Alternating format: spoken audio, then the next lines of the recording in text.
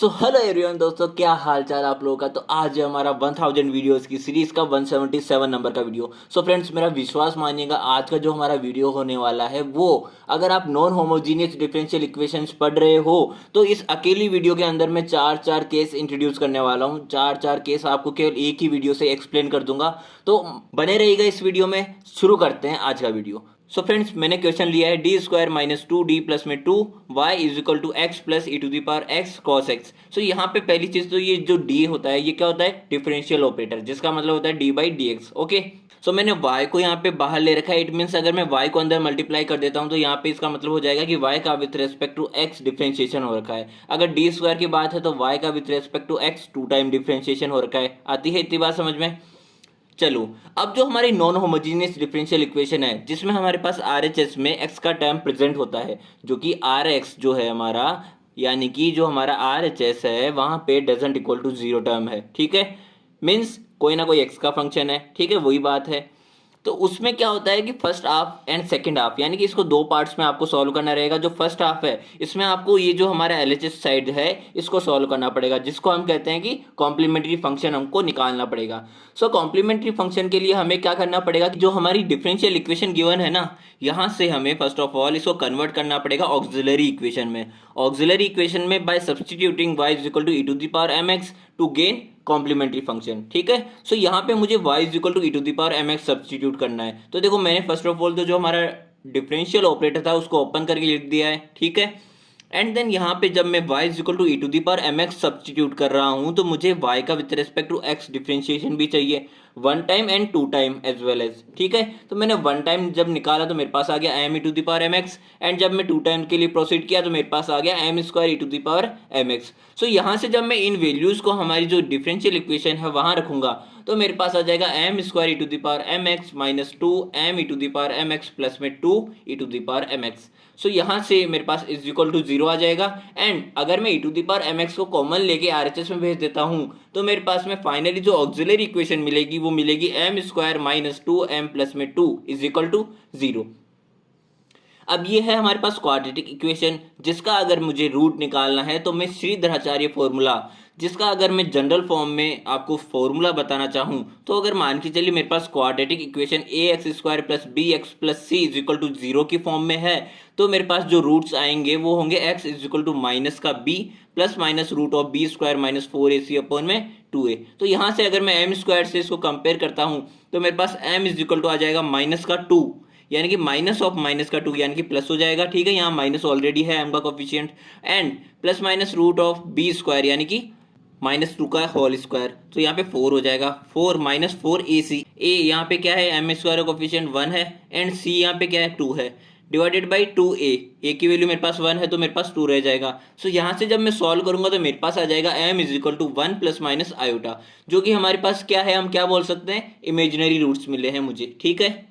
सो जब मेरे पास में इमेजिनरी रूट्स मिलते हैं मुझे तो यहाँ पर हम किस तरह से कॉम्प्लीमेंट्री फंक्शन फॉर्म करते हैं देखिएगा। अगर मैं एक एग्जांपल के लिए हमारे पास रूट्स जो है a प्लस आयोटा b के फॉर्म में आपको लेके बताना चाहूँ तो हमारे पास कॉम्प्लीमेंट्री फंक्शन हम लिखते हैं ई टू दी पावर जो हमारा रियल पार्ट है x का कोफिशिएंट हो जाएगा, and c1 cos bx iota coefficient यानी कि इमेजिनरी पार्ट, एंड प्लस में आ जाएगा C2 साइन bx। ठीक है, तो यहाँ से अगर मैं कंपेयर करूँ तो मेरे पास इमेजिनरी पार्ट है वन यानी कि ई टू दी पावर x हो जाएगा, C1 cos x iota coefficient भी वन है प्लस में C2 साइन x। सो यहाँ से मेरे पास जो C1 एंड C2 है वो हो जाएंगे ऑर्बिटरी कांस्टेंट्स, एंड यहाँ से अगर मेरे पास कॉम्प्लीमेंट्री फंक्शन आ गया है तो मैं कहूँगा कि यहाँ पे फर्स्ट हाफ जो है वो कंप्लीट हो गया है। अब हम प्रोसीड करते हैं सेकेंड हाफ की तरफ, जहाँ पे हम कैलकुलेट करेंगे पर्टिकुलर इंटीग्रल की वैल्यू, एंड हम बात करेंगे पर्टिकुलर इंटीग्रल के चार केसेस को। ठीक है, सो यहाँ से हमारा जो पर्टिकुलर इंटीग्रल है उसका जनरल फॉर्मूला जो होता है वो होता है P I is equal to one upon में F of D. F of D क्या होता है, function of differential operator, multiplication में न्यूमरेटर में आ जाता है हमारा आर एक्स। तो आर एक्स जो हमारा कि आर एच एस में है एक्स का फंक्शन वो है एक्स प्लस में E to the power X cos X. ठीक है, तो यहाँ से मैंने एज इट इज इन वैल्यूज को यहाँ पे रिप्लेस किया तो मेरे पास में P I is equal to one upon में D square minus two D plus two आ गया, एंड आर एक्स हमने यहाँ पे रख दिया है। ठीक है, अब देखो यहाँ से मैं क्या कहूँगा कि यहाँ पे अगर यहाँ पे पी आई में मेरे पास दो पार्ट्स है, दो एक्सप्रेशन है, यहाँ पे ऑपरेटर बीच में प्लस का है, तो मैं इन दोनों को अलग कर लिया है, ठीक है। अब यहाँ से देखिए, यहाँ पे पहले तो मेरे को x के लिए सॉल्व करना है and then e to the power x cos x के लिए पर्टिकुलर इंटीग्रल की वैल्यू कैलकुलेट करनी है। तो यहाँ से 2 रूल्स देखिए, 2 रूल तो यहाँ पे आ जाएंगे और 2 रूल मेरे नेक्स्ट पेज पे आएंगे, ठीक है। तो यहाँ से देखिए, जब हमारे पास में R X is equal to X to the power n होता है, यानी कि यहाँ पे x टू द पावर 1 है, ठीक है। तो x टू द पावर जब हमारे पास n होता है तब हमें लीडिंग टर्म ऑफ डिनोमिनेटर को यूनिटी में बनाना रहता है एंड इसको एक्सपेंड कर देना होता है बाइनोमियल एक्सपेंशन से by taking it in numerator. अब देखिए मैंने क्या कहा वो मैं आपको एक्सप्लेन भी करूंगा, ठीक है। सो फर्स्ट ऑफ ऑल अगर मैं फर्स्ट केस के लिए बात करता हूं तो यहाँ से मुझे लीडिंग टर्म को क्या बनाना है, यूनिटी। तो यहाँ से मैंने क्या किया कि 2 को कॉमन ले लिया है, तो 2 को कॉमन लिया तो 1 आया and D square minus 2d को मैंने एक एक्सप्रेशन मान के इसको डिवाइड कर दिया है 2 से, ठीक है। कॉमन ले लिया है यहाँ से भी 2 को। तो यहाँ से इसकी पावर जब 1 है, अब इसको मैं न्यूमरेटर में लेके जाऊंगा तो पावर क्या हो जाएगी, -1 हो जाएगी, ठीक है। तो यहाँ तक इस पार्ट को रखते हैं कंटिन्यू। अब देखिए सेकंड रूल जो हमको यहाँ पे इसमें लगाना है वो क्या है, e to the power x and cos x है। यानी कि जब हमारे पास में rx में p of x e to the power ax, यानी कि एक्सपोनेंशियल का फंक्शन है, इसके साथ में कोई फंक्शन आता है जो कि हमारे पास फंक्शन किसका है, x का ही है, तब हम क्या करते हैं, पास में जो फंक्शन ऑफ डिफरेंशियल ऑपरेटर है डिनोमिनेटर में, वो क्या होता है कि जब आप e to the power ax को ऑपरेट करेंगे तो हमारे पास क्या हो जाएगा, e to the power ax and जो d है फंक्शन में उसको हम रिप्लेस कर देंगे d प्लस a से, ठीक है। जहां जहां पे d है हमारे पास फंक्शन ऑफ डिफरेंशियल ऑपरेटर में, वहां पे आपको क्या कर देना है, d प्लस a, यानी कि यहाँ पे a की वैल्यू क्या है, x का कोफिशिएंट क्या है, 1 है, तो यहाँ पे मेरे को d प्लस 1 को सब्सटीट्यूट कर देना है जहां जहां पे d है वहां पे। तो देखिए मैंने जैसा कहा वैसा ही यहाँ पे कर दिया है, डी स्क्वायर यानी कि डी प्लस 1 का होल स्क्वायर माइनस 2d यानी कि माइनस का 2 डी प्लस 1 प्लस में 2 एज इट इज। एंड हमने जब e to the power x को ऑपरेट कर दिया तो e to the power x को हमने इधर लिख लेना है एंड हमारे पास में cos x रह जाएगा रिमेनिंग। सो हमने जो लास्ट पेज पे डिनोमिनेटर तक सॉल्व कर लिया था, अब हमने जब डिनोमिनेटर को ऊपर न्यूमरेटर में लेके आए तो मेरे पास में 1 plus D square minus 2d divided by 2 जो है उसका होल पावर क्या हो जाएगा, -1 हो जाएगा एंड मेरे पास जो x था आर एक्स वो हमारे पास एज इट इज रहेगा, ओके। अब मेरे पास में जो e to the power x है, जो हमारा सेकेंड टर्म था जहां पे हमारे पास e to the power ax multiplication px था, वहां पे हमने d प्लस 1 जो हमने लास्ट पेज पे कराया था वही मैंने यहाँ पे भी लिख दिया है, ठीक है। अब देखिए हमारे पास में x to the power n के लिए यहाँ पे 1 प्लस x अगर मैं इस पूरे को मान लेता हूँ, इसका होल पावर -1 को हम एक्सपेंड करेंगे by the help of binomial expansion, तो मेरे पास में 1 प्लस x का होल पावर -1 क्या होता है, 1 minus X plus x square minus x cube plus में x टू दी पावर 4 और इसी तरह से ये आगे चलता जाएगा। तो यहाँ से आप इसका एक ट्रिक है वो भी याद कर सकते हो कि अगर मेरे पास 1 प्लस एक्स है तो यहाँ पे मेरे पास अल्टरनेट टर्म्स में माइनस आएगा, और अगर मेरे पास 1 माइनस एक्स की होल पावर -1 है तो यहाँ पे जहाँ जहाँ पे माइनस है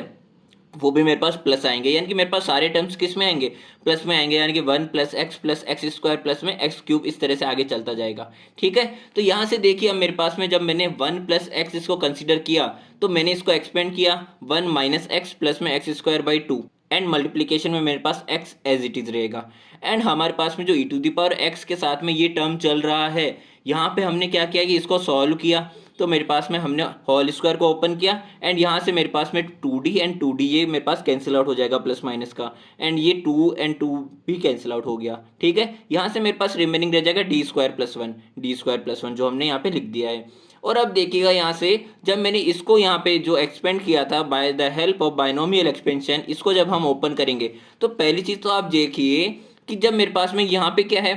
d है यहाँ पे, यानी कि जब आप इसको d को आप देखेंगे तो मेरे पास d क्या होता है, d बाई डी एक्स होता है, ठीक है। अब आप जब x को अंदर मल्टीप्लाई करोगे तो आपको पता लगेगा कि मेरे को x का with respect to x differentiation करना है 1 टाइम जब हमारे पास d है, बट जब हमारे पास डी स्क्वायर है तब आप इसको 2 टाइम डिफरेंशिएशन करेंगे एंड x का जब 1 टाइम करने के बाद 1 आ जाएगा तो 2 टाइम पे तो 0 आएगा, तो इट मीन्स यहाँ पे मेरे पास में जहाँ पे d की पावर 1 है इससे ज़्यादा वाला जो भी टर्म है यानी कि डी स्क्वायर डी क्यूब या d की पावर 4 वो सभी की वैल्यूज क्या है, 0 है। तो यहाँ से मेरे पास में 1 प्लस डी ही है ओनली यूजफुल, तो मैंने यहाँ पे 1 प्लस डी के साथ में मल्टीप्लाई करके लिख दिया x को, तो मेरे पास में आ गया x प्लस में dx। अब यहाँ पे dx की वैल्यू तो मेरे पास क्या आएगी 1, जो कि मैं ऑलरेडी बता चुका हूँ क्योंकि x का x के रेस्पेक्ट में क्या हो जाएगा, डिफरेंशिएशन 1 हो जाएगा, तो मेरे पास यहाँ से आ जाएगा x plus 1 and divided by 2 मेरे पास एज इट इज रह जाएगा जो हमने कॉमन लिया था। अब देखिए यहाँ से हमने जो E to the power X and यहाँ पे 1 अपॉन में डी स्क्वायर प्लस 1 जो मेरे पास आया था after simplification and cos x को मैंने यहाँ पे एज इट इज लिख दिया है। अब यहाँ से थर्ड केस समझिएगा, हम यहाँ पे थर्ड केस कैसे अप्लाई करेंगे, जब हमारे पास में आर एक्स जो वैल्यू है वो हमारा कोस ए एक्स प्लस बी या फिर साइन ए एक्स प्लस बी, इन दोनों में से कुछ भी होता है, तो हमारे पास में क्या होता है 1 अपॉन में F of D square cos A X plus B जो है। तो पहली चीज तो यहाँ पे जब आप ए एक्स प्लस बी को इससे कंपेयर करोगे तो यहाँ पे ए की वैल्यू 1 हो जाएगी एंड बी की वैल्यू 0 हो जाएगी, ठीक है। एंड हमें यहाँ पे क्या करना होता है कि जो हमारा डी स्क्वायर का टर्म है उसकी जगह पे हमें क्या लिख देना होता है, एक्स का कोफिशिएंट के स्क्वायर का माइनस टर्म, यानी कि माइनस का ए स्क्वायर उसकी जगह सब्सटीट्यूट कर देना है। तो यहाँ पे हम सब्सटीट्यूट तो कर देंगे पर हमारे पास शर्त क्या रहेगी कि आपके पास जब आप F of minus A square substitute कर देंगे तो मेरे को जो वैल्यू है डिनोमिनेटर में वो डजंट इक्वल टू 0 हो तो ही हम इसको प्रोसीड कर सकते हैं। अगर ये कंडीशन फुलफिल नहीं हो रही है तो हम ये अप्लाई नहीं कर सकते हैं, ठीक है। तो यहाँ पे मैं अगर चेक करूँ तो यहाँ पे कॉस ए एक्स यानी कि ए की वैल्यू 1 है, अब ए का वैल्यू 1 है तो ए स्क्वायर एंड मल्टीप्लीकेशन ऑफ -1 यानी कि माइनस का 1 स्क्वायर आप जब यहाँ रखेंगे तो माइनस का 1 प्लस 1 यानी कि 0 बन रहा है यहाँ पे। तो यहाँ पे ये कंडीशन मेरे पास फुलफिल नहीं हो रही है, तो मुझे इसका नेक्स्ट स्टेप क्या करना होगा कि यहाँ पे हमारे पास में देखो ये चीज़ तो मैंने बोल दिया है ये पॉसिबल नहीं होगा, तो यहाँ पे हमें क्या करना होता है कि जब हमारे पास ये कंडीशन बनती है तो हमें जो हमारा एफ ऑफ डी स्क्वायर था जो फंक्शन ऑफ डिफरेंशियल ऑपरेटर था उसको 1 टाइम डिफरेंशिएट कर देना है। तो मेरे पास यहाँ पे क्या आ जाएगा 2d आ जाएगा,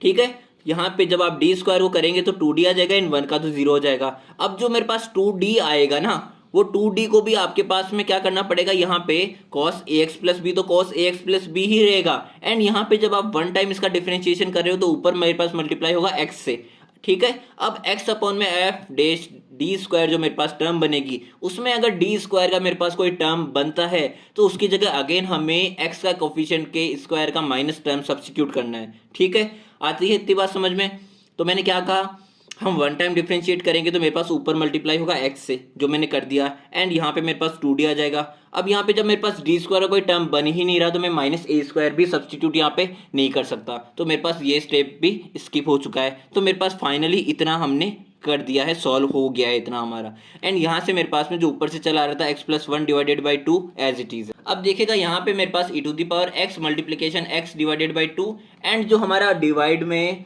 d आया था डिनोमिनेटर में जब हमारे पास d आ जाता है मल्टीप्लिकेशन में f ऑफ x रहता है तो इसका मतलब होता है कि आपको f ऑफ x का 1 टाइम इंटीग्रेशन कर देना है विथ रेस्पेक्ट टू x, ठीक है। तो यहाँ से मेरे पास जब cos x का इंटीग्रेशन करूंगा तो मेरे पास आ जाएगा sin x, ठीक है। तो यहाँ पे हम जब सिंप्लीफाई करके लिखेंगे तो मेरे पास pi की फाइनल वैल्यू आ चुकी होगी x plus 1 divided by 2 plus में x E to the power x divided by 2 sin x जो कि है हमारा पर्टिकुलर इंटीग्रल की वैल्यू। सो यहाँ से जब मैं फिनाले की बात करूंगा तो मेरे पास फिनाले में क्या होगा कि फाइनली हम जब कंप्लीट सॉल्यूशन लिखने जाएंगे नॉन होमोजीनियस डिफरेंशियल इक्वेशन का तो हमारे पास y is equal to C F plus में पी आई, जो हमने लास्ट पेज पे कॉम्प्लीमेंट्री फंक्शन निकाला था वो लिख देंगे एंड जो पी आई हमने यहाँ पे लिखा है वो लिख देंगे। तो ये था हमारा आज का सॉल्यूशन, मिलते हैं हमारे नेक्स्ट वीडियो में।